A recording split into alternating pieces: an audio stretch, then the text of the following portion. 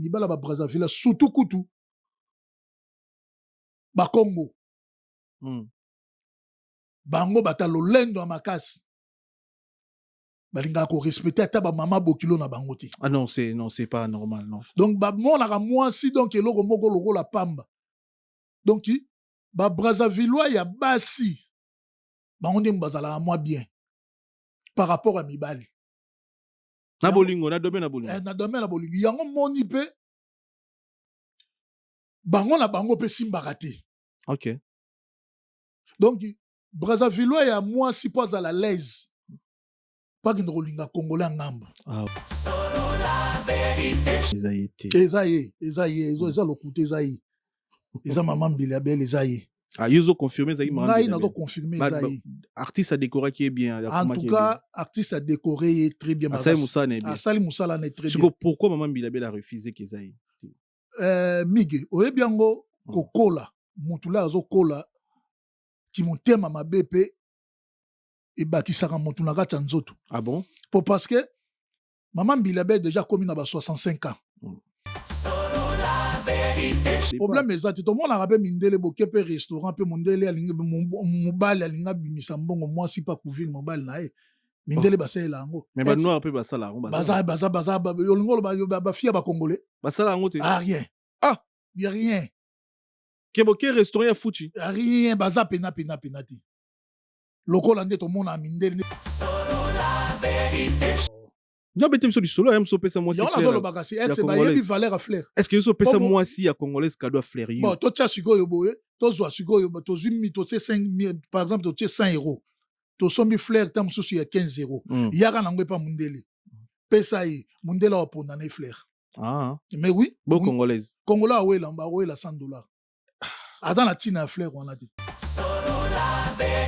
L'air yozo ke na mo l'air mo bala bengiso na restaurant oyebi poche na été lia gumoko zala pe na charisme bango baza na charisme te talaka mutu azo senga ngulu na ntaba baya na ngombala moko do azo lia dego mbala moko oyebi poche mo bali je oyebi poche mo bali je po ngai soki na ye par exemple na yambinga na restaurant personne n'est prêt. Personne n'était prêt, effectivement. Voilà. Personne n'était prêt. Donc, 5 dates d'affilée complètes, dont 2 dates le samedi, le jour même, 14h, 20h45. Donc, mission accomplie. C'est historique. Merci à tous. Merci à tous les Congolais qui me soutiennent à travers le monde. Merci à tous les supporters à travers le monde. Le 16 et le 17 décembre 2026, la Défense Arena. On a déjà date, donc on va jouer une semaine complète. Je promets d'organiser quelque chose au Congo. Je vais m'organiser. Je ne donne pas encore de date précise, mais c'est promis. Mais Nino Okolo pour la GTM Yadajou pour la Congolais. Oh, c'est un message fort.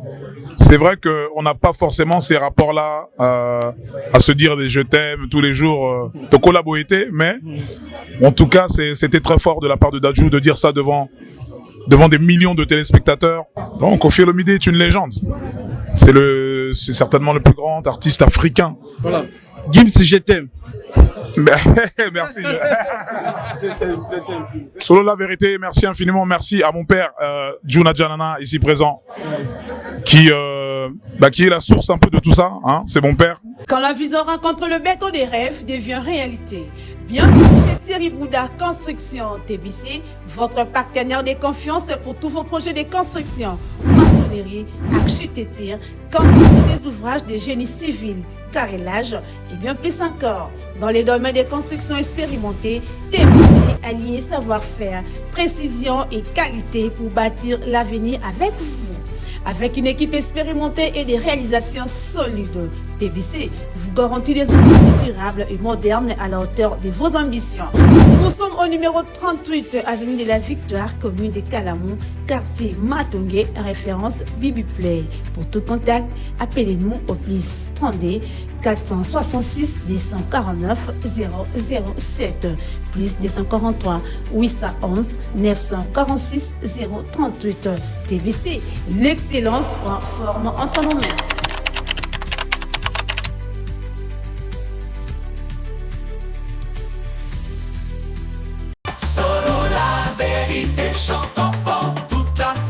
frisson naissant, la vérité en écho résonne. Avec Miguel Niema, tout se donne. Internaute, bonjour, bonsoir. Merci pour la confiance, la considération pour Salabiso. Et surtout, pour Salabiso, vous s'abonner tout le temps à la chaîne YouTube Nabiso, sur la Vérité Studio. Merci pour la confiance. Voilà, merci. Na bandeko nyonso o bazorata na bango ya partager ba contenu na biso santo senga et amsuto yebite ton numéro ni per téléphone était mais sera CP l'émission na statine ya WhatsApp à partager les bandeko merci na bino un grand merci na bandeko pe nanu ba s'abonner s'il vous plaît bo s'abonner na chaîne YouTube na biso sur la Vérité Studio bo s'abonner wana bo s'abonner pe na Chemi Genyema. Ils appellent moko ya ba chaîne YouTube na biso Chemi Genyema tout juste au s'abonner pe kuna donc le lot on a réel plaisir ya ko analyser toujours analyser na ndiko na biso auto analyser en trop na kombo ya Julien to miko sola ba détail mo belé to na marme belé auto ko décortiquer à travers cette émission vous allez connecter vous allez brancher bonjour monsieur Gilles ya bonjour Megenyema bonne santé santé en tout cas l'Angola nzambe bena na très bien makasi pena yo au longoli pena chapeau do tiki mutu boye ba noko ebele ba ya ebele ba soka na libandi monaka fo donc chapeau ebali mutu elongo rasuti donc même na mbeto na chapeau mais na kamo signé pena ko sala émission sans chapeau on a complexe à libandi note kasi na tango akala tozokota bande koloba bato mabandi batambongo ti donc eza lolengi na ngai nzambe nga saleli ngai donc face na ngai yango oyo mutu nyonso pa yeba face na ngai eza na mutu mosusu soki aza na ekoti aza na face mosusu soki alongola ekoti aza mpe na face mosusu donc ça fait dire ngai nalinga bato bayebela ngai na face na ngai ya sa ekoti donc nakolatala ngai ekoti kasi mpo naza na face pena oyo bato nyonso bayebeli ngai yango wana donc yango nayokelaka mutu na nga soni te libandi na nga soni te. Très bien.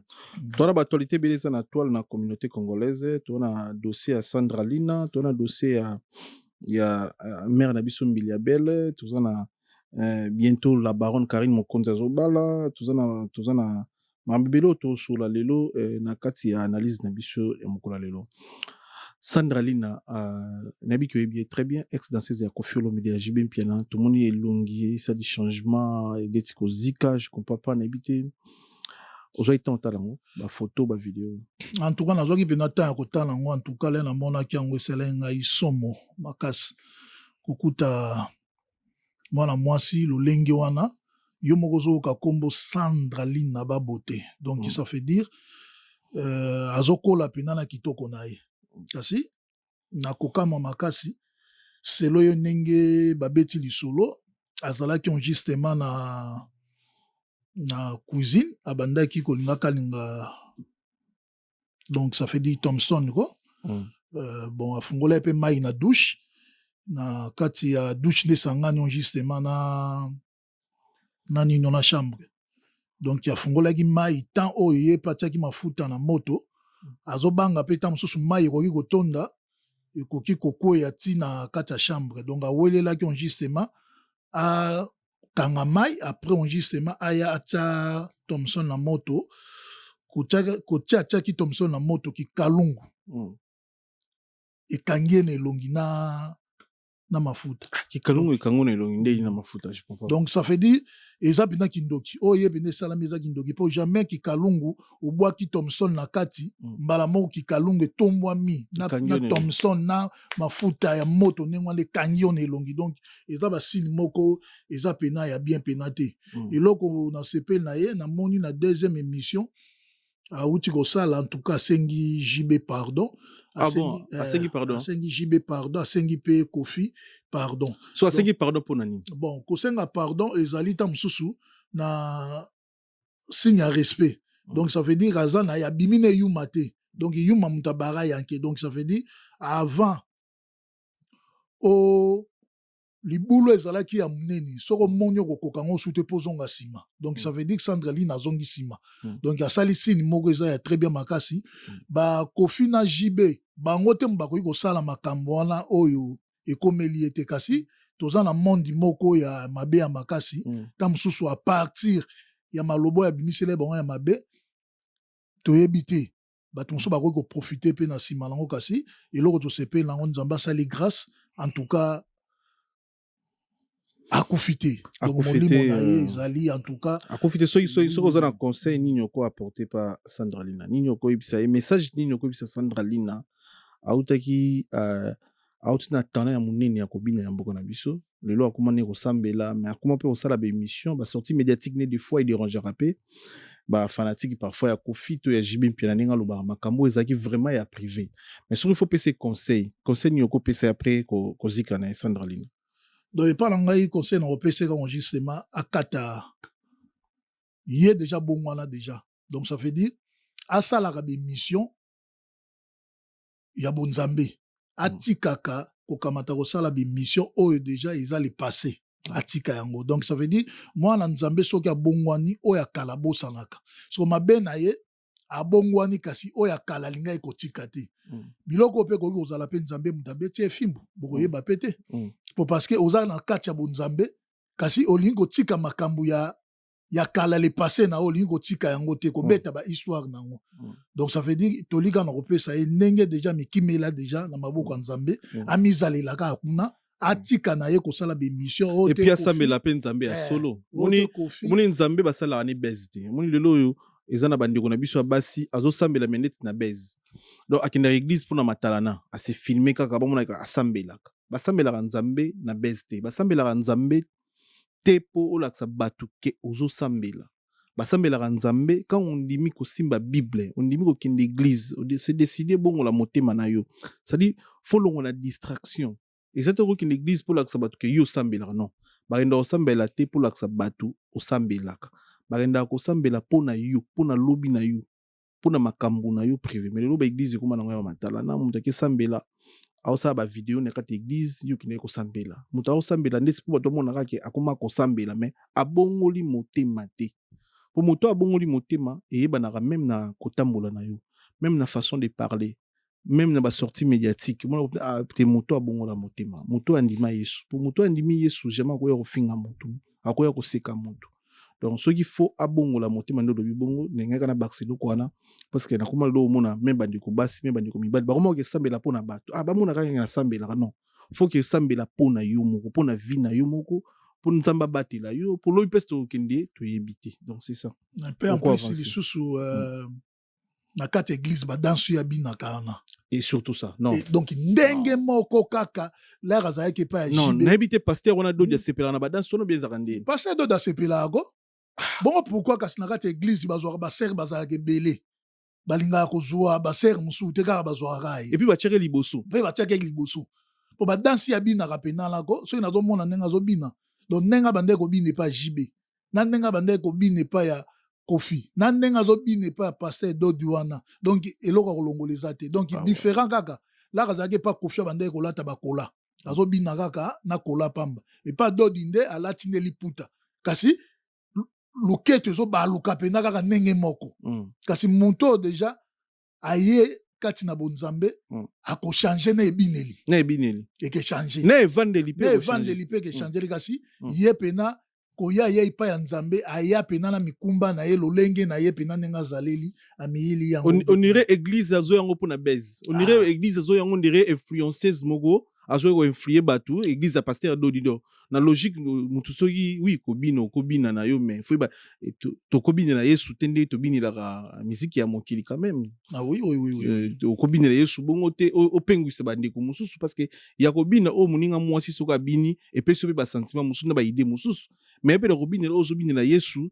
ozobina ngo normal et kopesa bandeko makanisi ya mabete vers yo mwana mwasi parce que bakobina na bango bando bina na ba quartier latin na ba BCBG et banek même ko mibale bele bando ya ba concert za po abuna ka ba danseuse de babinaka ndenge balataka parce que ozomona on eza kobina na mokili mais na kati église kobina koningisa loketo koningisa sima kosala boy ça en fait to luka nzambe na surtout ba pa wana obe bande kobina pena na ne pas ya Kofi bon te pas ya JB ba pa na yango ngape na mona ke kuna non do ba pa wana pas changer pene bineli en tout cas et que ça allait très bien makas pour oyo akute nango et pas nanga nazo mona les nango Kofi te eza nango pe JB te eza ta mususu etamboli na ye etamboli fimbo nzambe nde muntu beti ouais très bien Toza na deuxième partie émission na biso on a biso to reçoit makambo nyonso ya basi ya poto parce que vidéo no peso circuler ya makambo ya basi ya Melin na basi ya Corbeil-Son na basi ya Villeneuve Georges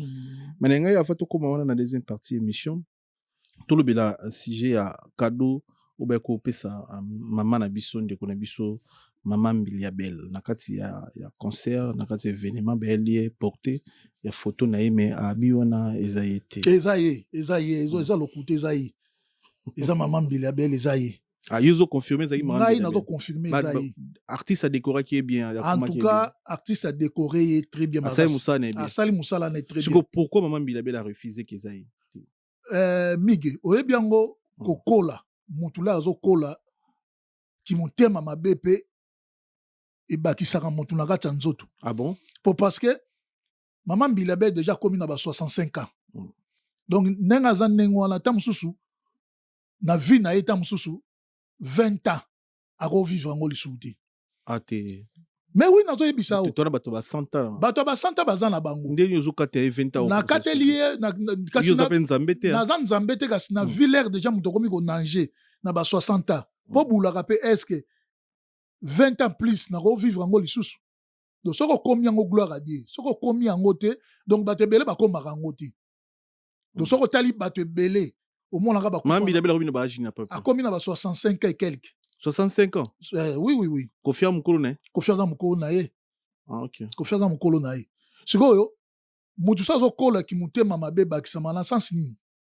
Maman Mbiliabel azaki mwasi moko kitoko makasi. Ozali sika yo ofingi. Azalaki to aza toujours kitoko. Azalaka. Mais siko azape karati. Non, kitoko no yazaki non la bomwana ezai souvenir wana te. Mais oui. Zo photo ya maman Mbiliabel l'air et azalaki na ba âge ba 20 ans. Na ba âge ya komi nango différence ya makasi. Différence ya makasi. Artiste asaleli yo cadeau. Eloko wana ekoki kozala eza bien te cadeau baboya kango te. Okoki kozwa ngo tamsu yo poko kama to kabia on peut pas ya moto. To mona ba musicien na kata piste. Ba e ba bambi yo. Tamsu kofi ba bambi mbongo bon te wera ba bambi mbongo wera suka zisu mbongo ngo abambi su musicien. Eza c'est normal. Là yo ba pesi yo cadeau, zo cadeau na pe transmettre ngo pe na mutu mususu tamsu musicien bon te mutu moko yo se pe na e. Yo mbala moko zo telemela moto te eza ngai te. Osali ngai bien te. Eloko bimisili couleur te. Yo te muto décorer ngo. Donc muta eko pesa yo en tout cas na regretter ki na comportement muta zuita na nyonso na énergie na nyonso en tout cas na regretter ki yango fort yana zo loba mutu soka koli ki mutema mabe pe bakisama po parce que ozotala bana moko ya ba 20 ans ba 30 ans ya baloye bazo ya ki bolenge omona ate tamso sala la discussion omona ate bana ya kilelo na bana ba mama kalande to benga ka lokona ba kisaso mona ba nyonyo ba bimi ote biso bana kilelo ote biso bana boy omona te ba grand sœur bazala liboso bayokela bango jaloux po bango pe baleki na nzela wana baza su lenengo wana te excusez nga tamso omona mwana ya 17 ans tamso tolo neza ya hôtel makasi tamso mama ya 40 ans tolo eza ya hôtel mate akoyokela mwana oyo ya 20 ans bonte 19 ans o tolo eza ya hôtel ma donc lolenga basi baza nengo wana donc ça veut dire maman Mbiliabel acte salaki na sepele na ngote donc a changer comportement na so iko senga pardon na mwana mobali des gens diraient en tout cas so ka senga mais lelo yo comprendre o comprendre nini ti siko moi si kitoko lokola maman Mbiliabel star ya mboka na biso donc à réussir na domaine ya mariage te net yo comprendre ni par rapport à ça a balité na vie na ke to abala ningi mama sisi ndu le cœur à Bali à réussir ko balater à réussir ko présenter bisoté ba congolais vraiment officiellement mobile na ye yondenge que son âme repose en paix maman tchala mona alaksa biso mobile na ye mais maman Mbiliabel a réussi ko ça la vie de famille te o analysani za succès alakisa kita na ye na mibali ya batu o analysani sur ça cette histoire de mariage avec maman Mbiliabel.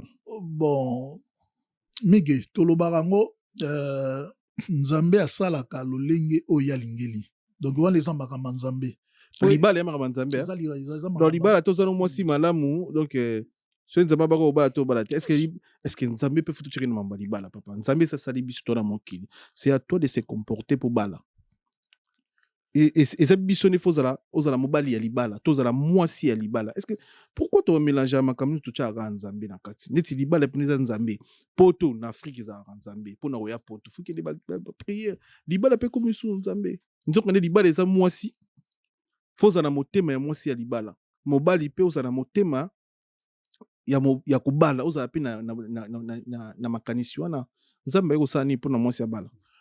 Bomige omoni Mama Mbila Bel batiaki nzoto na bango anje. Omona bakisa sala tozo kola. Kocha nzoto anje pona ni. Donc ça veut dire azalaki mwasi moko kitoko makasi. Donc epa na ye mibali ta mususu abandaki komona bango eloko pamba. Là to kola na ba quartier. Soko remarquer. Ba ser na biso bazalaki bakitoko ya makasi babala te. Kasi oyo bazalaki na bilongi ya manike babala. Et avec tous les respects dans le monde de la femme. Bon, ça fait dire Togoloba Maniki aza serna yo, je sais pas bon. Bon, Togoloba par exemple bato babaso bazalaki bilongi mabe. Oyo bazalaki bilongi mabe, bangonde mutu bavanda na mabala. Oyo bazalaki bilonga kitoko, bangonde bavanda na mabala te. Donc ça veut dire ba maman Mbila Bel nenge zala nengo wana batiaki nzoto na bango anje. Donc bango bamane ko mona mibali eloko pamba. Donc ye mobali pose à la mbongo, mobali pose à la présence, mobali pose à la pena.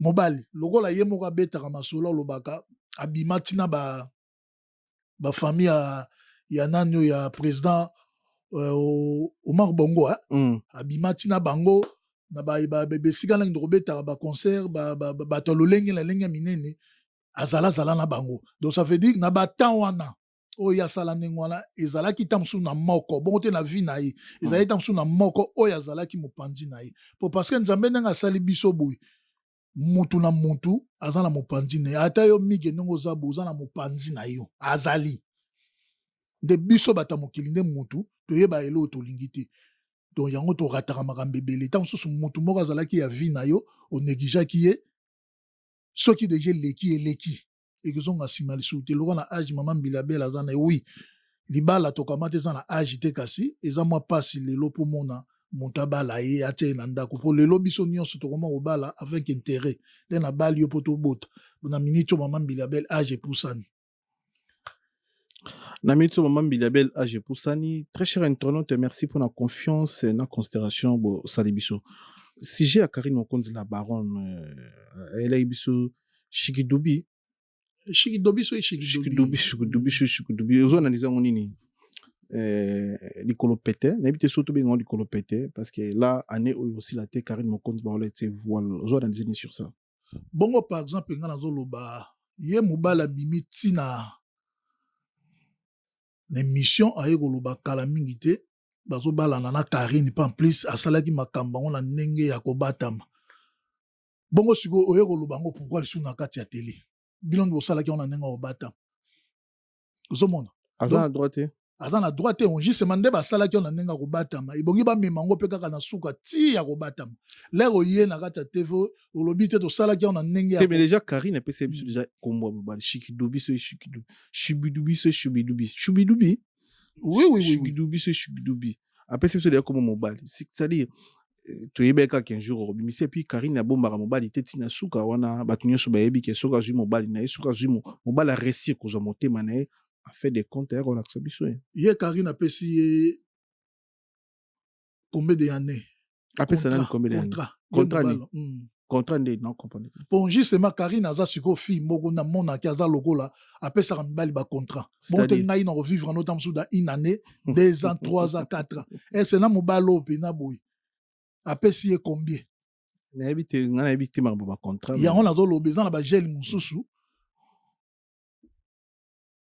bato sala makambo na sentiment c'est-à-dire donc c'est-à-dire oyebi vie à Karine nenge à vivre aka kasi yoke kotia mutu à vivre ndeni Karine pour na vivre ndeni bon et pas na ngai selon ngai ce beau pesi na Karine na bala en tout cas et simba lango te pour na ba raisonner par exemple bon justement na mona ke nana koma poser te na makambo ya mais yo mobali ro comme ça fait moi si poser hein en fait yo fon yo oningo kuta moi ici azana maramu nyonso yo kanisa na vie Karine azali boka pilipili wana esi la solo te donc Karine po avanda na ndaka libala pa kuta na pena mobali o baza lolenge lokola ye. Ndeti nani par exemple oyo mona na ba réseau ba lolenge mona Karine pour ba vanda bien.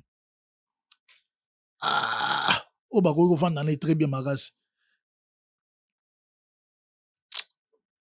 Bon, on nyonso ya vivre na bango na mona ka ke simbate. Mais Chikidubi parfois aussi parce qu'il est pas un musicien, hein. Bah dans même délire. Karine a la musique, il pas la musique parfois. Bon, c'est long. Souhaiter à bonne chance. Bon, la place to bonne chance. To traîner, to souhaiter à bonne chance parce que tout ça bon Nzamba sunga makanga bango kende bien kasi. Ngala on regretter na makasi, on dit c'est mambongo ya zo baby sa libala na préféré kuta so maneta msu bangulu na kisa sa bokola. Na baby sa mbongo libala. Mbongo ya zo linga sala dépense. Ya libala. Donc on va m'écouter kindo soma sa ba somba ta un état moko bongo te na Congo kuna asombi ta bangulu na ya zo bokola ta bangulu na ye ki futa ye par rapport na makambo ka zo sala boy pa na yo moi si fois zalandeni pour moi si yo faut bala na faute na poto faut moi ça zalandeni auta na maternité abotami yo juye mbala moko yo mutolakise ko loba olakise ko lamba olakise ko tambo lotangisi classe pour na yo profil nini ya moi si yo zo mona moi si malamu na France na poto. Moi c'est malamu ka pas la soumise na mbali na mobali so ka zo loba moi c'est pas na mutu na se. Combien de fois M. Karine a soumis yo yebite? Est-ce que yo li rana o yebi de Karine non? Bon. Comment na Karine? Il y a des choses parce que toi na deux mokili na mokili ya selilo. Toi la vie professionnelle, toi pe na vie privée. Karine na vie privée n'est parfois je confirme pas, parfois respectera mobali nae, parfois qui para mobali nae bien, parfois lambela mobali nae. Na ba réseau ana ba makamna o asalaka parfois sepesaka batu mususu et puis na batu sepelisa c'est tout à fait normal. Yo juger Karine aux ala jamais mobile na je sais pas si beaucoup t'en a 2 ou 3 fois moi je n'ai habité pour aux juger bon et l'ora to lobato pesa bango chance c'est mieux il y a les plus importants ça to pesa chance cette fois-ci à réussir qu'on vende la vie des couples parce que c'est important. Oui nzamba sunga bon baza la pine ça la très bien makasi. Très bien, bonne chance dans la baronne Karine Mokonzi. Différence dineza entre Basaper et Brazza na Basaper à Kinshasa ndeko Jili. Bon, différence ali ya makasi pena et là on a sepela ka Basaper à Brazzavillois ba yebi ko respecter lamba. Saper à Brazzaville a gosombani lamba tam susu ya 100 €. Soka la tanga zo pesa ngo valeur. OK. Donc quand on a biso muta sombi tam so lamba 15 000 €, kasi azo pesa ngo valeur ti. OK. Yango soko moni tam susu na ba fête e ba Brazzaville ko mona e yambeli na bango na kati ya salle. En tout cas, il se plissa nga makasi pe bazalanga na bango complexité. Donc eloko na ye soka sombi na mbongo na ya la tiango ezaleza ya 10 € ezala 15 € soka la tiango a pesi yango valeur makasi. Eloko différent na mona ka ba saper ya Congo Brazzaville na ba saper ya Congo démocratique du Congo en tout cas différent ezanengwana donc koto Brazzaville ba yebi ko pesa elamba valeur. OK, mais ba yebi pe ko lata. Ba yebi ko lata kasi na esprit na vitesse nde biso nde mutu. Esprit na vitesse ces années. Bon, esprit na vitesse biso tozan na ba esprit ça peut bandi na Brazzaville selon de toyokaka histoire ça peut bandi na Brazzaville. Kasi médaille wana Congo démocratique mutebo tolango na nenine et motela médaille jour nini. Bon, ezaki na bataille ba Servox Niarchos hein. Des médailles yaki na Congo. Des médailles ko médaille yena kata Congo pour to changer la télé. OK. Ata bango mo ba Brazzaville ba yebi yango médaille wana biso muto récupérer. OK. Voilà. Vidéo ils ont circulé, vidéo na yo mo ils ont circulé au sala qui on a na émission na kuluto comment dire na Papi Gain PCMO de kuluto Papi Gain ils ont circulé basi ya Villeneuve Georges balinga kolia tabana ngulu basangisi na masanga eza pona ba raison nini aux autres traiter basi ya Villeneuve Georges na façon na bon tokolo bango te basi nyonso te baza lolenge moko. Okay. Donc 100% justement bakoki kozala ta mosusu 80 € baza na comportement na 20 € baza na comportement na te. Tozolo bango na sens nini awa toza na mboka moko ya eza mboka moko tokobenga ngo nini eza mboka moko mutu nyonso azo vivre po azala na économie. Okoki kolinga le mec moko premier jour boko bima na ye bokende restaurant bonte bokende nganda premier jour et ça c'est normal. Et ça, on a un stress, bokei, bolé, moi, taba, deuxième jour, bokokende kolia mpe mwa taba 3e jour mema mopaya ti esika yo vandaka na mbongo wana oya koki kobebisa to bozokende koliaka na barestaurant na bokosalela mpe provision bokokota mpe exotique moko bosombi mpe biloko kolia bolie. Mais on nayebi te so eza vraiment ki congolais oyo ozoloba relation bobani na mobali no sika bobando kutana mobali to na mwasi no sika mabeni neza so bakokende restaurant po bakomokende ofanda na kati ya ndako moko bana tana bango koyebana bakokende restaurant 100 000 fois na kati ya bolingo donc yo ozomona komema mwasi na restaurant eza kobebisa mbongo bon eza kobebisa mbongo te kasi bango bakomisa yango komi lokola bango banani bafille wana bakomisa yango komi lokola métier ndeti ezalaka te mais bozoyebana ti bokendaka barestaurant bokendaka babar tozoyebana problème eza te mobali mpe aza mpe na ndako lelo ezangi mpe mwasi mbongo wana nakokamata nakende nabebisa te longola nde kobebisa na restaurant bon tona poto restaurant mpena même si obali oboti na mwasi ata 5 bana na mois fo bokendaka restaurant na bana tona poto na kisasa te fo bokofandaka na ndako bomikangeli ndako yo na mwasi non tona poto restaurant pene eza na kati ya bavi na biso même si obali mwasi même si obali ete il y a des jours où faut bokende restaurant ndesele bafamille mosusu dimanche balia na ndako te mais babala na bana bakende kolia na restaurant dimanche tous les dimanches bamosusu samedi donc yo ozomona dépense restaurant eza importante na kati ya relation na kati ya vie ya bato poche ya moto oyebi te ese restaurant eza na poche ye na restaurant mosusu bokolia $20 €20 restaurant mosusu bokolia €100 ça dépend problème eza te tomonaka mpe mindele boke mpe restaurant mpe mondele alingi mobali alingi abimisa mbongo mwasi mpe akuviri mobali na ye mindele basalela yango mais banoir mpe basala yango olingi oloba bafille ya bakongolais basala yango te rien ya rien keboke restaurant ya futi rien baza pena te lokola nde tomona mindele nde bazala ke pena restaurant olingi opesa pena mbongo yo mobali olingi ofuta pena facti bomwasa yeso tika nga na tofuta wana nde mindele na bekolo mosusu ta mosusu kasi mpona bakongolais rien congolais susi na ye nde oyo eza na poche na yo elongo ekóma na kifunda na ye donc inali na poche na ye yango nazoloba basi ya bakongolais wana ekomi soki motema ya mabe donc ça veut dire lero olingi mutu donc même fois kaka okomema motu na restaurant batika esprit wana donc ça veut dire mobali aza na ndako na ye yo oza na ndako na ye ekoki kozala mpe jour mosusu oke mpe epai ya mobali na mbongo wana oyo bokokamata bolia kuna bosaleli yango mpe provision mpe epai ya mobali to epai ya mwasi ezala très bien makasi eloko wana soki yango totelemela yango en fait mpona yo so bato bayebani sika basali relation sika après combien de temps fo mobali akóma na ndako ayeba ndako ya mwasi to mwasi ayeba ndako ya mobali après combien de temps mige makambo ya bolingo justement ezala na temps te tomona mpe bato mosusu balingani na 10 heures na 15 heures mpe bayebani déjà mais papa opesi motu temps te boyebani te nayebi te koyebana yo so bandeli bayebani banzoto bayebani ko c'est normal mais on ezo baerreur c'est normal ndeni oyebi motu te bongo epai ya mundele kutu bomundele abi naza na posa na vivre na ngai tovanda na biso ndako moko te kasi naza na posa kaka tosakana na biso kaka journal lelo ndeti yo mwasi po yeba nzoto na ye après kolingi fo combien de temps ndeti yo ndina yambi yo tonton congolais ndina yambi yo so kute na sœur moko tontine moko bo osani une relation po ozela mariage to oyeba nzoto na va mariage ezali ça dépend ya température ya bolingo oyo bokuta nango donc makamba bolingo eponi agité eponi pe tenté donc ça veut dire que ça babenga yango ninu babenga yango donc nzungu na mofinuku nango yana zoloba lere biso bandai kokola eza na basi mosusu bolingani na 10 heures na 15 heures pe bosali makambo oyo kutu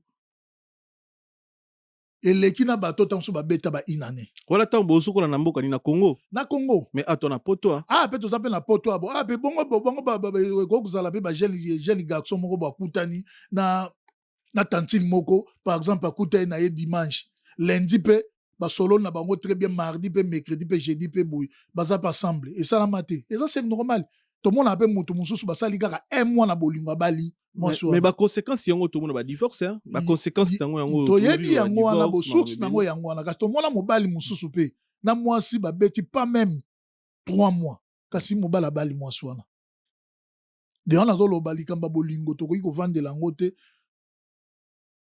ndenge balobaka olingo yeba lokola babenga yango nini donc tokovanda banda tongo ti pokwa tokoti koyeba mayela mwasi te.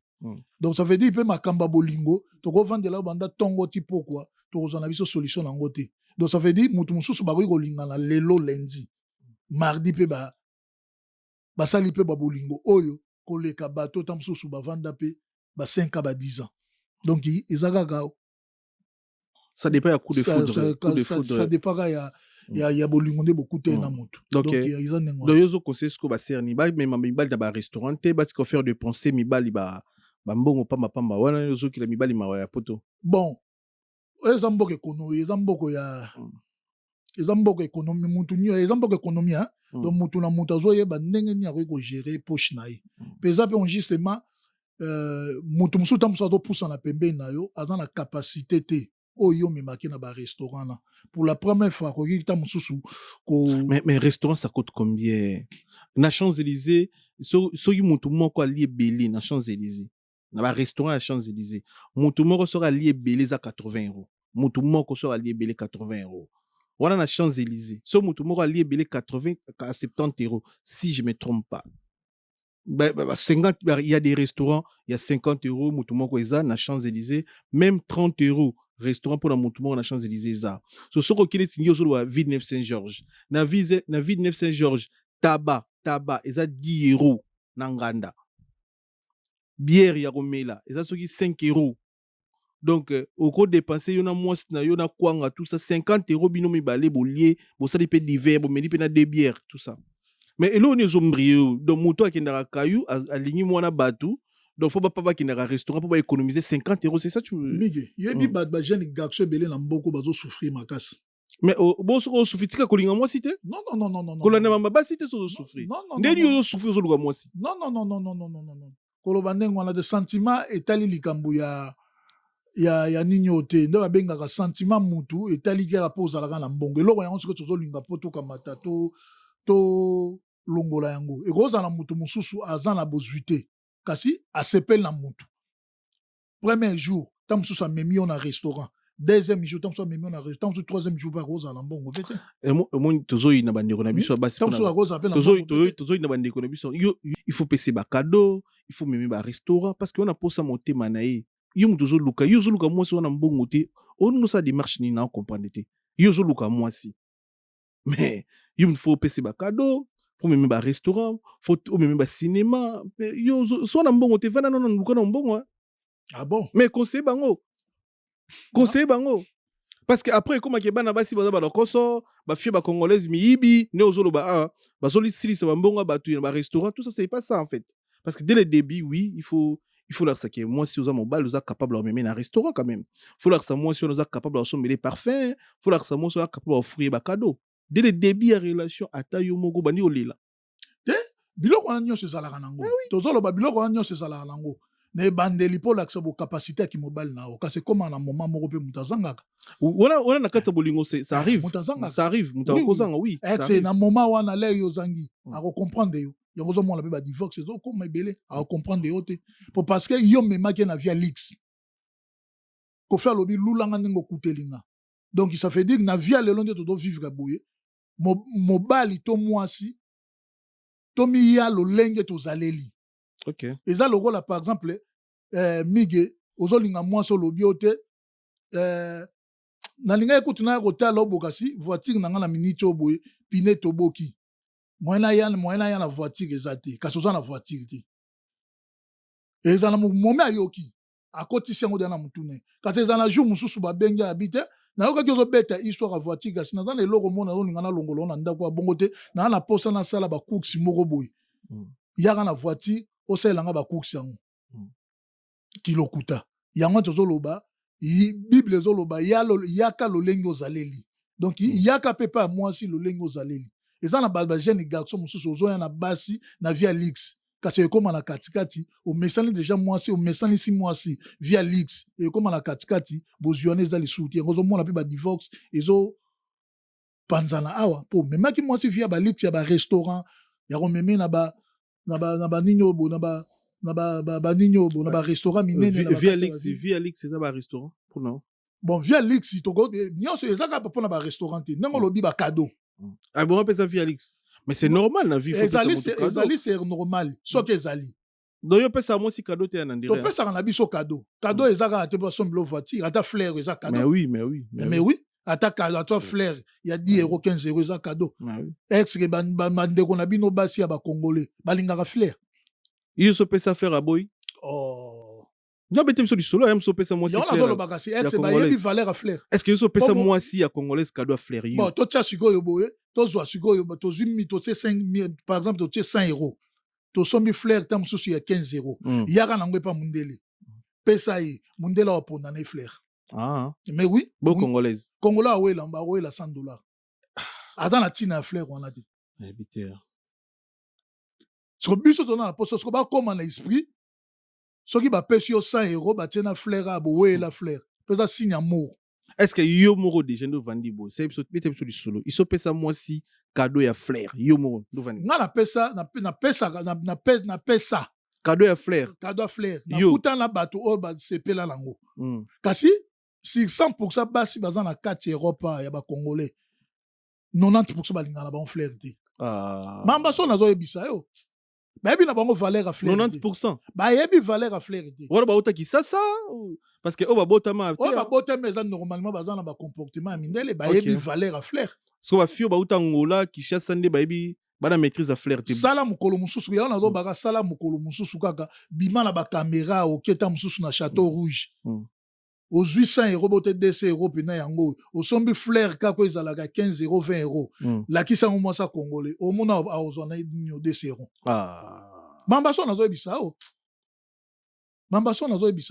faux bachange nde comportement yango tozoloba na bango donc l'air yo ozokende na mo l'air mobala abengi so na restaurant oyebi poche na ye te lia gu moko zala mpe na charisme bango baza na charisme te talaka moto azosenga ngulu na ntaba baya nango mbala moko donc azolia degu mbala moko oyebi poche ya mobali te oyebi poche ya mobali te mpo ngai soki na ye par exemple yambi nga na restaurant pa fille mobote na ye na ndaka fille moko na osala charisme opesinga mpe biloko olia na bia te na olia na ngai te ntango soki naza na ngai mpe na nzala mais mpo nani oyo okwea na nzala non nasali charisme na ngai donc charisme so na nzala napesi nzoto na ngai valeur soko bandeko na bino basi bayebi kopesa nzoto na bango valeur te na memi o na restaurant oyebi poche na ngai te kasi ozoki nde kokomande biloko moko oyo ta mosusu le nazobimisa mbongo nakomi konyonga esolo mais oui bon soki na miniti wana boye bible ezoloba avant yo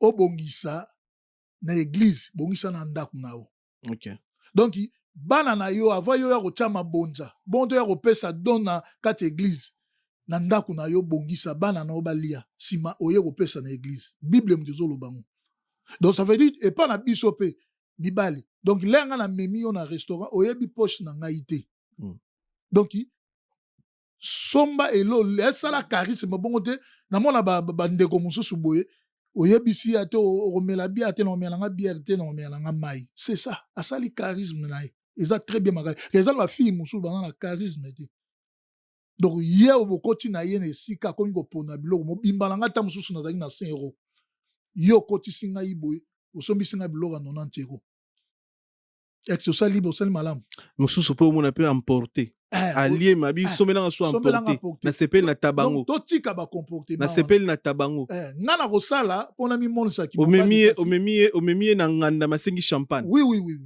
oyebi poche na ngai te nga na kozala nazali 100 euros osalisi nga dépense ya 95 euros otiki nga na 5 euros ta mosusu mobimba na ngai ezali kaka 100 euros wana boye na ndako ta nga na kosalela yango bien nasaleli yango 95 euros eke nango natika na 5 euros kasi ta mosusu angolais ebengi botekisa se ebengi ote mwana no abo santé eza bien te ozomona babiloko yango na nyongi na sa motema mais na kawana bosalaka efo bobengisa basi botika na Afrique na ndenge wana boye deuxième tour na oya lisusu te kasi mibale beye bango okima na bango ndenge wana ebongo ate petu wana bisenga senga aka une fois bongo mutu akufaka na combien de fois mutu akufaka combien de fois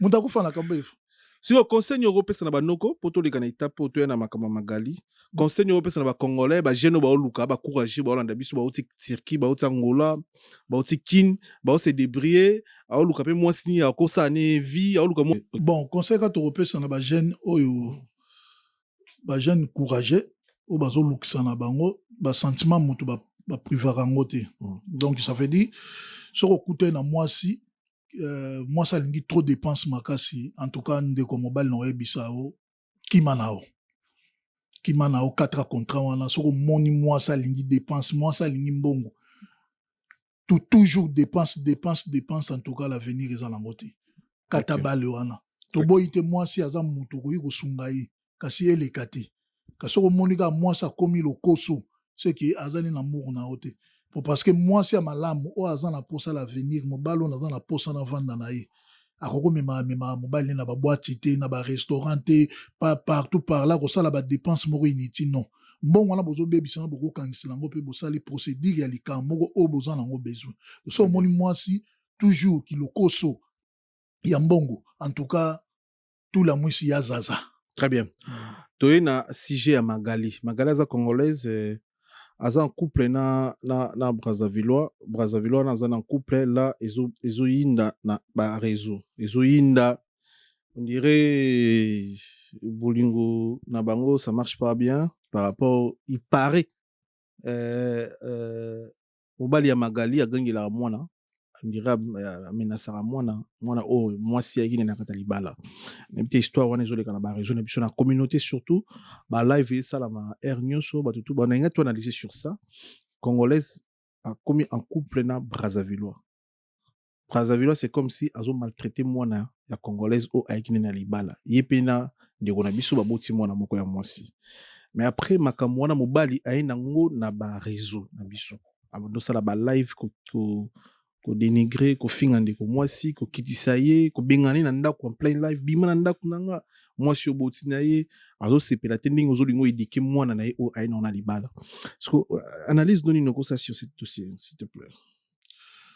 Bon et pas na ngai na o regretter makasi parce que Magali azalaki na libala na ye et pas ya déboule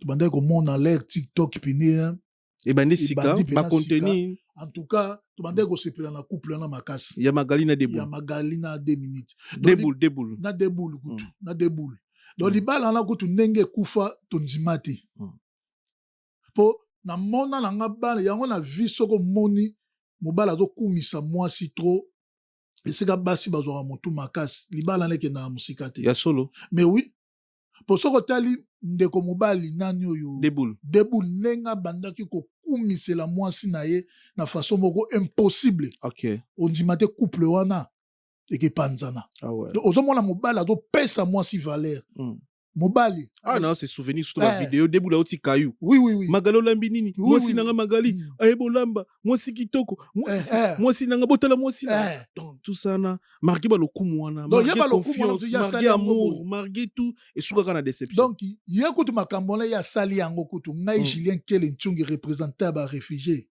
non ça na yango te yo ko kumisa mwasi na ba réseau te na ko kumisa mwasi kasi na limite limite ezani donc ça veut dire mwasi alingaka te moi ça c'est comprendre yo lingaka ye moi je soka comprendre de kaka yo lingaka ye esili mais moi si po vivre ne très bien makasi moi c'est pas à la fan club nao libala ane za kitoko makasi kasi soki yo komi fan club ya moi si libala ane ke na musika te to monya lokola ndeko na biso déboule ya za ki fan club ya mwasi mabe donc ya mabe makasi donc mwasi déjà so constater ate mobalo ninga za baza fan club na ngai o nyonso nga na kosala a kotiana se yebite le basala ki divorce na bango yebite déboule akomaki kolinga zongela Magali akomaki kolanda Magali nga na to yebisa yo akomaki kolanda moi Magali o te zongsela moba déjà so bato likama so molika discussion komi o te mwana nanga pesa nga mwana nanga seke bolingo esilite mobala to lila kasi tellement moi c'est ko sala babozoba ya makasi ekitisi sikoyo le mec les mecs qui sont moyen zongele eza te po parce que moi si l'air bapanzani moi ça c'est soli na communauté moi, to za clair parce que moni na communauté na biso place ba kumisa kiyo place oyo su na salité et ça la soni donc moi ça aussi mobali na soli na communauté mbala moko na takaka ya moke moi ça ke kokota libala et pas ya jeune moko babenga ke petit fali ayimba banzemba fali boy et puis aza Brazzaville pe aza Brazzaville aza warrior to che warrior aza fan club ya fali aza warrior aza petit fali te aza warrior aza fanatique ya ayimba banzemba fali na ba contenir na ye sikoyo Deboul na fali esimbaka te donc moi c'est déjà trahi et pas fanatique à fali warrior tile bazali na kati ya ndako magali na Deboul moi ça yebaki déjà fali na Deboul esimbaka te eza lokola Samiso na Daïda da sekele nyonso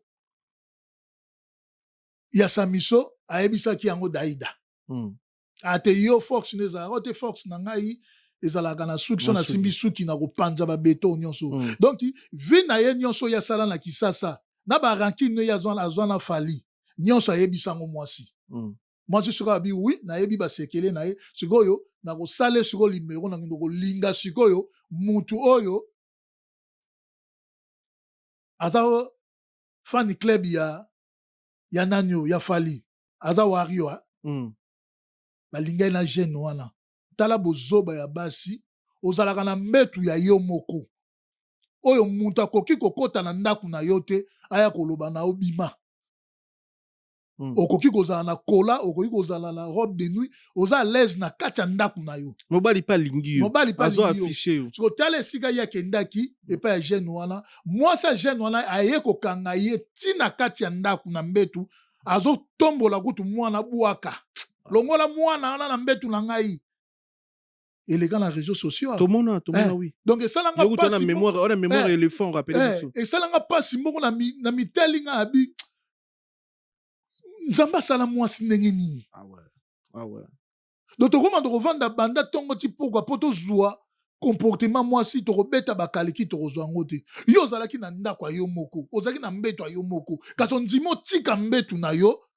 okende kolala na mbetu moko boye oyo mutu yango aza mpe na fiancé na ye bien sûr na fiancé wana bazalaki na mwa matata kasi eza na ndako nde mpo fiancé wana aza na clé nana azongisi clé mpa mobali te soki aye afungoli ndako aye kokuta yo na kati ya chambre olalisi mwana mpe azoloba na obima na kati ya ndako nga nazongo biloko nga mpe muna contribue na sombango mpe tosangisa mbona mobali tosombango soki mwana wana oyo bazoloba longola na mwana no na mbetu mwana wana papa naza mpe na mbetu ape na ndako aza mpe na ndako ape na mukanda 10 ans ya ngunda pe patience ese pa na biso bana basi te olongwe mpe ya jeune wana oke kolinga jeune mosusu oyo tozomona lelo ezotambola na réseaux sociaux donc esali ngai pasi na façon moko naye komona nzambe alimbisaka nde balobaka mwasi aza après t'es kolobango te tona moins de la femme si tona moins de la femme bon, malgré tout ça baraka bandeko na biso donc nde babengaka 7e beti kasi koto mosusu tokolobango te kasi esalinga pasi makasi mobali alingi mwana na yo te kudi ya maki kudi ya soso donc ça veut dire mwasi soko lingi soso linga mpe salite na ye mwasi aye na mwana naza nanu mwana moke angelo nzambe innocent mpe mwana oyo mige yebango lelo soki olingo vanda kimia na libala lingo bokola bana oyo baza nano ba age ya ba 5 à 7 ans soko okuti mwasi bano baza na ba age ya ba 3 à 4 à 5 ans eza mwa bien mpo yo okoedike bana na éducation na yo bana na bakokola na éducation na yo kasi oyo deja toya kozwaka basi bana deja baza deja na ba 18 ans ba 20 ans ba 21 ans kasi yango babengaka biso batonton po biso na kisasala tokolaki nde bande koexplike biso yaya nyonso na quartier aza yaya na yo mama nyonso na nzela aza mama no papa nyonso na nzela aza papa na yo mobala mama na yo aza papa na yo mwasi papa na yo aza mama na yo ndenge biso baedike biso na Congo kasi bana poto baza nango te Donc soki okuti mwasi na kati Europe aboye bana oye kokute bana bazamba âge ba 18 ba 17 bazo bengo papa en tout cas kumisa nzambe pe kumisa mwasi wana éduquer bana wana mobali nanga ko benga ye tontote ngana noko na ote so yo kute na mwasi ayili yo mwana za muki yo nde mtoko pesa mwana na éducation po mwana ala azala na muki azana ba âge ba 5 ans yo lingi mwana na to komi ko tokti mwana ala sikoyo yo botina mwana ala mwana moko ya mwasi ndeti mwana ala na mwana baza lokola yana leki yana zolo basi ba yebe loko balingite ba conséquences o komeli bandiko ebele sauf que magali eza médiatisé tolo bango vrai ba conséquences o ya boye obotina mobali no mwana olovandaka na ye bokanisa avenir to boy te na vie na bolingo ba promesse nga raté na ba couple ba promesse nga raté na bolingo ba promesse nga raté na kata bolingo mais tango do obali da ko bota na mobali bo sala effort bo vana na mobali wana po ba inde ko bota na gauche ko bota na droite mobali musu a rolingo dès le début na bana na yo mais après a ko supporter ba caprice ya bana na yo te. Et ça se comprendre parce que basi yango to o mitu na o ebite soki basi balingaka nini obotina na deboule soki mabe ezalaki bobongisa kaka to za concept au passé na bandeko tu ba ozi chance yolanda biso sikoyo soko obotena mobali moko bobotine mwana no ali boso que soit grandeur mabe vandisa yi solo la kaka bobongisa parce que o po ke boteli musona ON Multiservice, organisation Ngozulu, avec l'artiste peintre Gozen Matuidi. Pour vos services de décoration intérieure et bricolage, tous travaux de peinture, papier peint, enduit, parquet, carrelage, électricité, plomberie, montage de meubles de cuisine et plateaux télévisés, contactez Gozen Matuidi. Service designer, tableau de peinture, portrait, création de logotypes personnalisés, service sérigraphie et autres. Un seul contact. Les 07 58 58 10 72. Le travail professionnel dans le strict respect des règles de l'art. Avec l'artiste peintre Gozen Matuidi, le pro.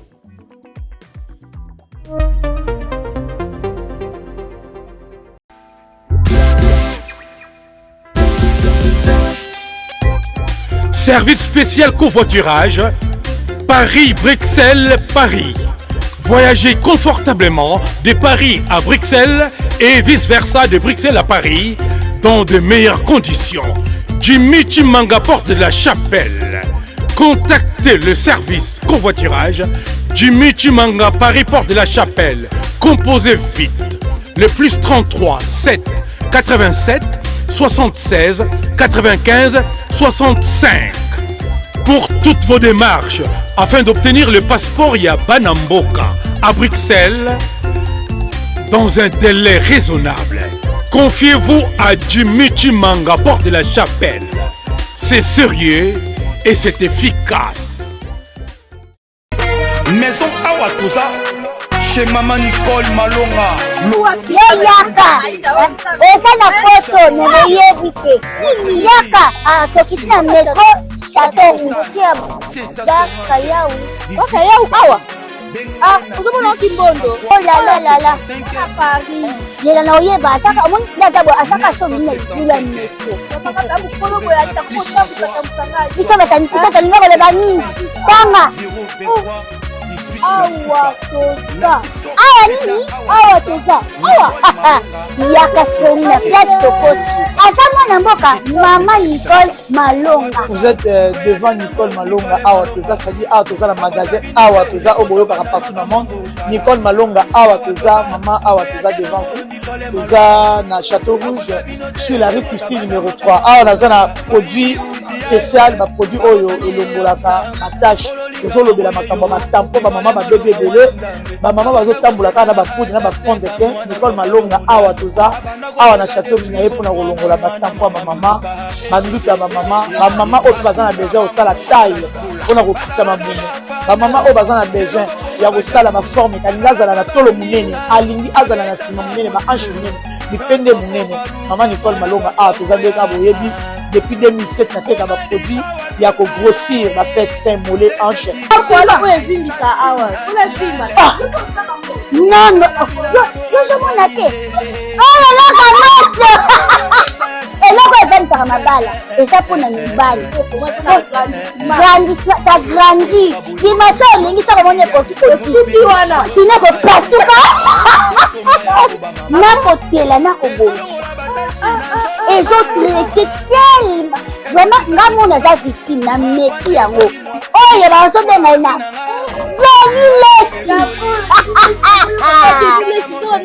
lesi yeyo azobongisa loposo baproduit toteka yango légalement na magasin ezosalama na laboratoire ya mondele awa na poto tozoteka yango légalement. Je pense que bomoni ndenge eza na barayon eza eloko moko ezosalama naturellement, ezali baproduit authentique salama naturellement sans aucun produit néfaste. Voilà. oya te nango Nicole Malonga akosa bino te ye moto abanda makambo yango tala awa toza oya te nango Nicole Malonga ozotika ye msupu ozotrompe yo oyo okezwa msu akotrompe 100 000 fois ke oyo otikaki. Donc mobali en fait na vie kozela te mobali ozokanisa na motu nzambe atindelo ye ke jom. Imagine lelo okutu na bato basimbaka bible baotrompe moto asimbaka bible pasteur maboti libanda abota trompa mwasi na na ser tout ça ça arrive lelo na mokila lelo nyonso wana soki ndeko na biso mwasi magali asiporte mobali ne bava na deboule mais lelo tobete masolo mosusu lelo tosala analyse te lelo parfois nyonso leza motema ezuni ngovanda place moko te lelo evandia lobi lungwa oza mwasi boza basi obota na biso siko soko bandi kobota ezali lelo kobota na poto comme on est normal mwasi akobota na 5 mibali différents non parcours ni noza na on a vie mobali ni ngondi mobala mwasi abota na 5 mibali différents na vie ça arrive oui mais ça ba kara oboti na 5 personnes na 5 esprits différents pour moi na tata na ye moi na pas un esprit na ye ape na caractère na ye omona loko bote ko do moi ça une zema azobota na loyenge azobota na moto même pas na moto assuré même pas libala na moto ayebi même pas famille na ye ma oni mobota na ye azobota na mobalo bazaka même pas ndako moko na bien tout se comprendre. Donc bandeko biso basi mingi bazobota na loyenge et puis mingi baboti na mibala vie na bango bafana na mobali ndako moko baboti ozoboma libala na yo parce que mobali no yambaka appelle la fille moko bo na téléphone ozoboya papa mwana na yo to papa bana na yo pona téléphone ezo sonner fimo azobenga kai no zo numéro fio de bengai yibise mobali ozobenga za mobali nanga luka mobali na yo check kimi na kata ndako no solo na mobali na yo luka kimi papa. Donc et ça va conséquence moko lelo ezo la biso na ba vie na biso na ebité to chité nango biso to chité nango to retenir nini par rapport à cette dossier ya bango pa na bango azo linga zo CDI soka boti 3 na boya zo dans la garantie à makas l'état robaxila e bambongo sous donc bato bota pona CDI donc po azo ndaka munene akoma na mbongo mata ya nini mbongo mati ah non ba chambre mususu à la tchétché tchango ba locataire à kotima kelemba basombaka baguti bana bazolia bien te bana bazana baketcha malonga te bana na classe bazokende salite bango vio bango balingaka yango wana vio balingaka yango wana donc abota ne 5 bana na loyenge poka bafuta ke mbongo ebele na fin du mois aso ndako munene ya 5 chambres bali elo soke zo bomande ngona po balingi misala te ah ouais ba cowboy fatigué balingi misala te donc alingi avandi na yeko donc azali na tina te fin du mois arozanga ta mois 1500 na yete donc osobota na mobali moko donc bosola tate ke un jour okobala mo otomé na sainte ndeni okomi na zemi ndeni okomi na zemi ndeni basa ndenge na boy na vie 900 Georges bazé belé mais tika bata vie 900 Georges basa na zo ebisa ouais za ba millions na ngana kendaka donc muta zo bota na ye azo ebiso venako naza na ntina na yo te awa leta nde moto apesaka mbongo akushema donc ya zuize donc ayebiso soko déclaré te kende na yo mais adesida kobota na yo kuta aza kuna ntina kutu ya kodeklare kutu te mpo kodeklare wana kutu eza lokola alinga apesa yo so vie soki oza na mokanda te donc ye susi na ye soki kutu aza kutu na mokanda kutu koya te mpo ayebi zeme wana mwa 1500 mwa 2000 eza wana ateki yango mpe. Mais après tant on écoute na ba camarade nous azobisa bonza irresponsable okiparamon na te mais a bloqué na WhatsApp. Si. A bloqué na WhatsApp. Mais autres to qui oza irresponsable oza na adresse na été a bloqué na WhatsApp mais oui net na mona ki John lo ma déboule alimbisa nga na koti vi na bango te déboule amasa na nga porte na nga na mona déboule plusieurs fois azobenga magali moi c'était wana magali ya mba téléphone était. Des fois que tu as bloqué sous 3 mois. Mais ce que Jonah a parvenu à déboulou, asa irresponsable, à qui par moi on était pendant un an, mona a déboulou a benga magali, a yamara téléphone n'était, a mo benga bandi ko magali pour savoir que non, dans un personne soit na mona, dans un personne qui peut mona. Après Jonah pas aux audaces, il a déboulou irresponsable. Imagine des choses comme ça. Ce qu'on a ba répéter ba petit sœur na biso ba ko ba ngino lugani na mibala ba Brazzaville. Ba mibali. Baza mibali kasi na ye biso mibala ba Brazzaville. 600%. 20% baza l'éducation, 80% baza l'éducation te. Ah, tiko traité ba tina ba mama bokilo. Tiko traité ba makamba solo Brazzaville ba ben poli. Sur 100% ko 80% baza ben poli. Ah, les solo. 20% baza l'éducation. Donc na 20% wana mibali ya basi te basi bana bango wana mibali na 20% wana camarade na ngai Boris Kuba akoyi kozala na kati wana ya bato baza ba respectera basi to ba respectera basi kasi na ebisio 80% wana mibala ba Brazzaville surtout kutu ba Congo bango batalo lendo makasi balinga ko respecter ata ba mama bokilo na bango te. Ah non, c'est pas normal non. Donc ba monaka mwasi donc eloko moko loko la pamba. Donc ba Brazzavillois ya basi bango ndem bazala moi bien par rapport à mibali. Na bolingo na domaine na bolingo. Na domaine na bolingo yango moni pe bango na bango pe simbaka te. OK. Donc Brazzavillois ya mwasi po azala l'aise. Pas qu'il rolinga congolais ngambo. Ah ouais. Oyo pe ya mobali pas à la l'aise. Pas qu'il rolinga congolais ya ngambo. Yango moni makambo wana bandi tina gouvernement na bango, ko banda na président na bango, Sassou. Alinga congolais. Congolaise. Congolaise. Ba ministre na bango, ba général na bango. Ba jouera ba congolaise. Ba congolaise gaka. Donc soko tali bango nyonso bango moko kutu bango moko sala na zuwa na bana ya ye moko président Sassou bana na ye na bakoko na ye bakindo kolinga kaka na ngambo ya RDC. Pourquoi? Pour ba yebi basi na biso bazalaka respect mibali na biso pe ya ngambo bazalaka respect bango mo ba déclare kaka mais comment boye président na biso boye akenda ko bala kuna na ngambo bakoko na ye bakenda na ngambo yango biso basi tozalaka te na kati ya mboko na biso awa biso mibali tozalaka te mwana Sassou moko bo auti obala congolaise moko kala mingi te ex congolaise wana aleki basi baza na Brazza na kitoko na ba congolaise mususu bakoba nanyo ba Brazzaville mususu ya basi baza basi kitoko akosakana te donc pona comportement donc balingo respecter basi na bango te yo discuter na mwasi na oye na réseaux sociaux pourquoi oye koyebisa biso tosala nango nini ozomona tosala nango nini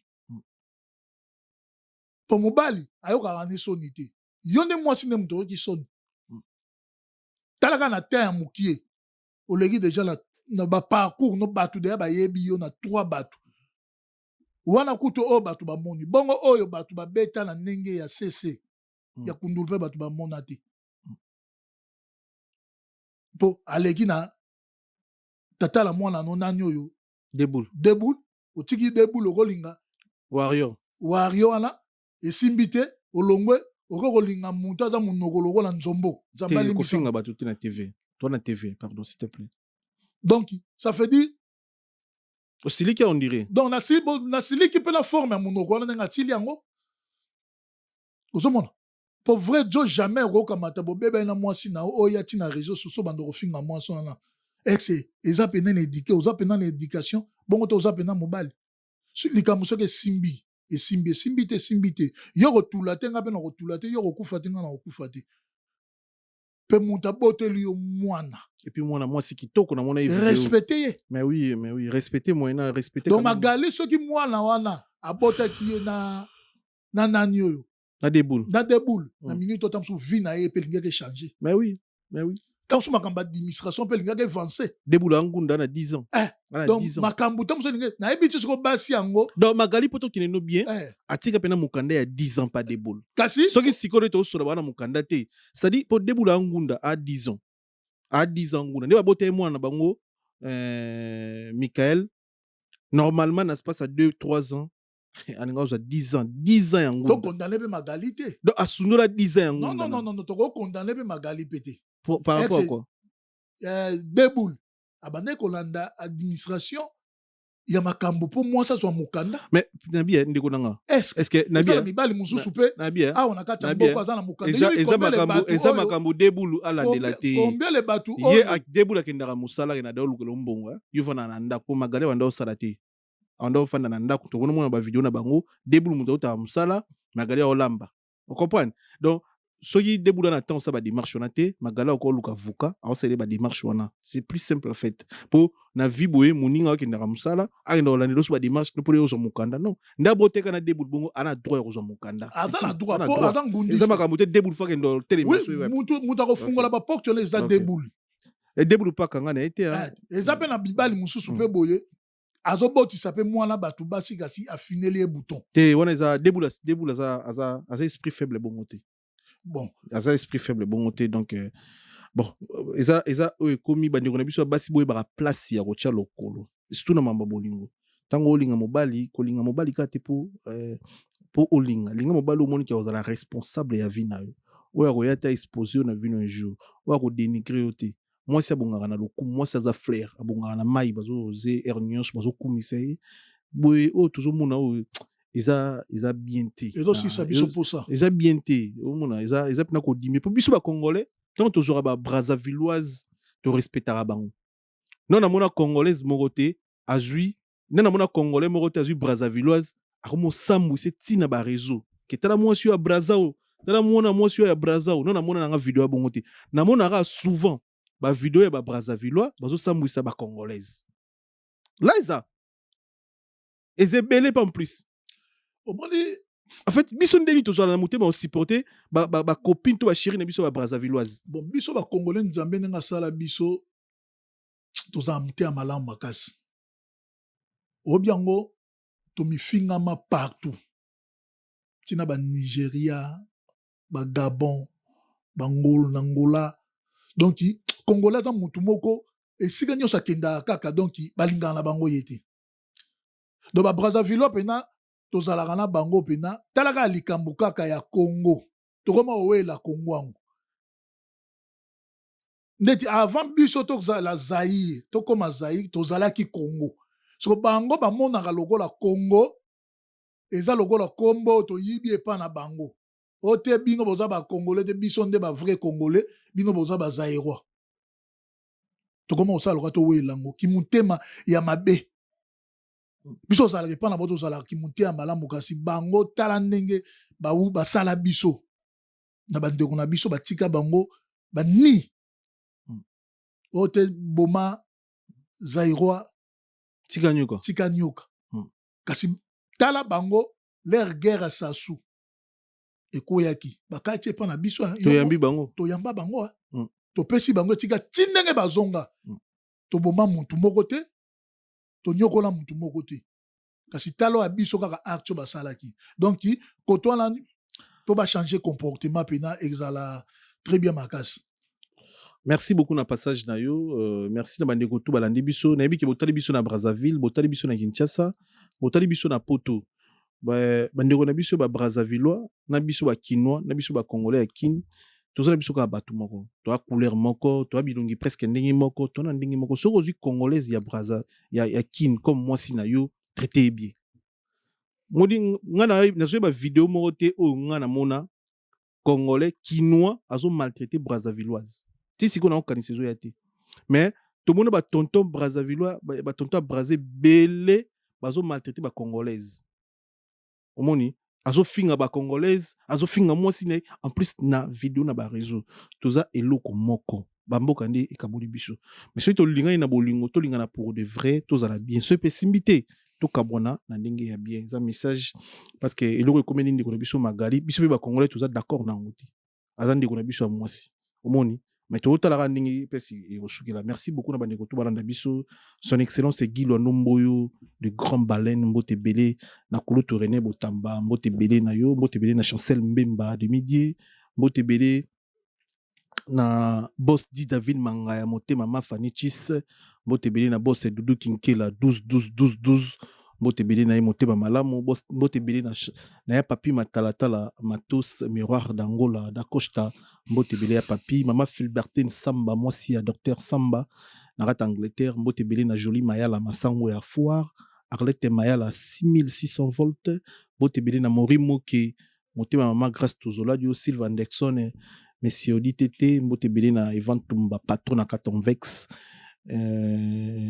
mbote belé na Jimmy Chimanga, porte de la Chapelle, partenaire officiel, Gaëtan Lipamoto, sniper de Ferrigola, mbote belé na Misha Daya na Nantes, Misha Daya, Daya Natch, Kabinda Soyo, Misha Daya, Kitoko Ato, Chuchu Debor, Mokonza Mboka, Roi Bilamba, Grand Calais Mboka, Kérin Tsumbu, OGEPS de Paris, mbote belé na Bandeko baza connecté, branché, en ce moment, John Conde de Grasse, Santiago, motema mama Nico Mbote belé na yo mbote belé na bandeko tout bolanda biso vite fait au remixer bato litanga pe na tanga bakomba bato na ko remixer bon bato bota biso na TikTok boko ba kombo na bino na boka bino vite fait na pesika ka mbote na ngai pa ya pasteur Bartimé Mwamba na kati ya Grèce na pesi na molonga na ye mama Mireille azana mololo munene na mois oyo ya 3e mois en tout cas tito comme fin du mois en tout cas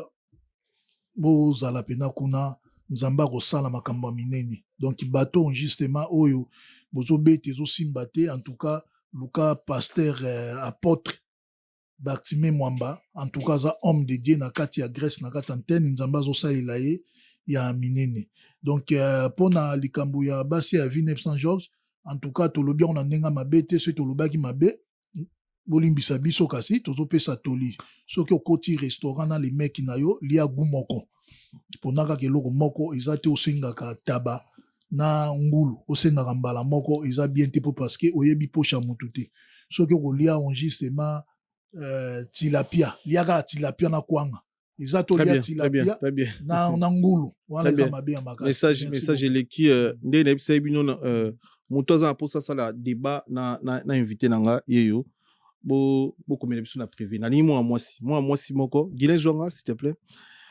moi si moko aza na pour ça contredire ba argument na ye asenga nga rendez-vous na tia face à face bo komela na privé bon na ebisa bino bo koma bakombo na moni Moïse wangu na pesi mbote belé Moïse wangu na moni bozo komebele na moni Eric Bile na pesi Eric Bile mbote Chris Matuala na pesi mbote na Jordan na moni Riva Ngambi na moni Neti na pesi mbote na Landry Molumo na bozo tcha bakumbu bele na kotanga mbala monte merci Miguel merci Libende mbote bele na Ladi Mbala mbote bele na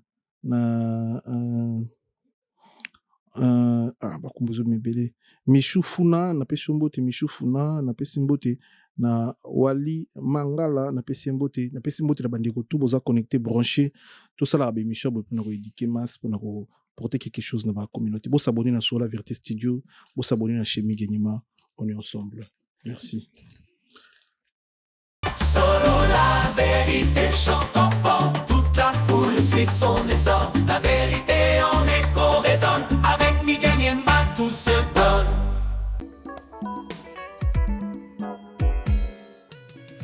ON Multiservice, organisation Ngozulu, avec l'artiste peintre Gozen Matuidi.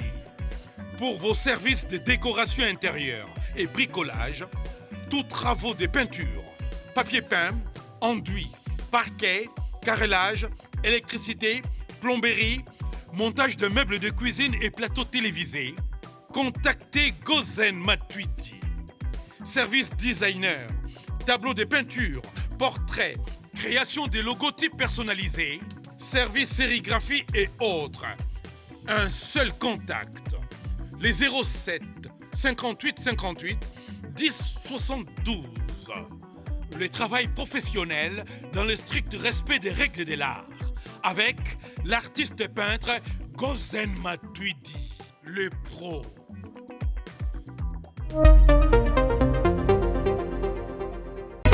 Maison Awatusa, chez Maman Nicole Malonga. Yaka, eza na poto neyebi te. Yaka, tokiti na metro Château Rouge ya Kayau. Kayau awa. Uzomona Kimbondo. Oh la la la. Paris. Jela na oyeba asaka omoni ndazabo asaka so bine bila metro. Bisa batani ngaba ba nini. Kwanga. Awa toza. Awa nini? Awa toza. Awa. Yaka soni na place Tokoti. Asama na mboka Maman Nicole Malonga. Vous êtes devant Nicole Malonga Awa toza, c'est-à-dire Awa toza le magasin Awa toza au boyo partout dans le monde. Nicole Malonga Awa toza, maman Awa toza devant vous. Toza na Château Rouge sur la rue Custine numéro 3. Awa naza na produit spécial, ma produit oyo elongolaka ma tâche. Tozolobela makambo matampo ba maman ba bébé belé, ba maman bazo tambolaka na ba poudre na ba fond de teint. Nicole Malonga Awa toza, Awa na Château Rouge na pona kolongola matampo ba maman, banduka ba maman oyo bazana besoin au sala taille pona kokita mabumu. Ba maman oyo bazana besoin ya kosala ma forme kalinga azala na tolo munene, alingi azala na sima munene ba hanche munene, bipende munene. Maman Nicole Malonga Awa toza ndeka boyebi depuis 2007 na teka ba produit ya ko grossir ba fait sein mollet hanche. Voilà où est vindi ça awa. Pour les filles. Non non. Yo je mona te. Oh la la eloko evanisaka mabala eza mpona mibali ça grandit limaso olingi saka moni ekoki wana sino ekopasuka nakotela nakobongisa ezotraite telema vraiment nga mona eza victime na meki yango oyo bazobenga ena